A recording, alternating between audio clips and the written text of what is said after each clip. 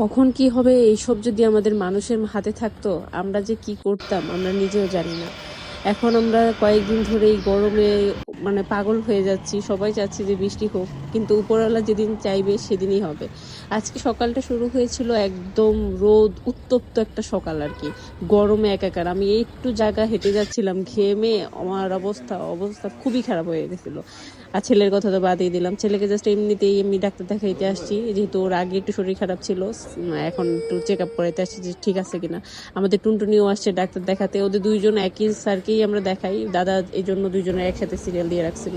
আমরা একটু নাস্তা টাস্তা করেছিলাম, ওই সময় ভিডিও করতে পারিনি। বৌদি অবশ্য মনে করে দিছিল যে তুমি করো না কেন, আসলে আমরা ওরা দুইজন একসাথে হলে আর আমরা সবাই মিলে কথা বলতে থাকলে মনে থাকে না।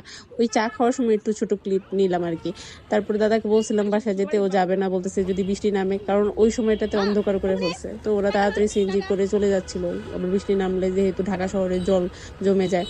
পরে আমরা একটু যাবো সেলুনে, ও টুনুর চুল কাটবো, কারণ ওর ঘামে অবস্থা খারাপ হয়ে যাচ্ছে, মাথা প্রচুর ঘামে, মাথার ভিতরেও ঘামাচি উঠে গেছে, গলা টোলা অবস্থা খারাপ। এই জন্য চুল টুক কেটে একবারে বাসায় যাবো।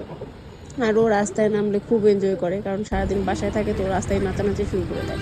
এই যে বাসায় আস্তে আস্তে পুরো অন্ধকার হয়ে গেছে, গেলাম পুরো রৌদ্র মাথায় করে, এখন পুরো অন্ধকার হয়ে আছে, কিন্তু বৃষ্টি কিন্তু সারাদিনে হয় না, এরকম অন্ধকার করে আছে। এখন কি গরমটা আবার বাড়বে কিনা জানি না।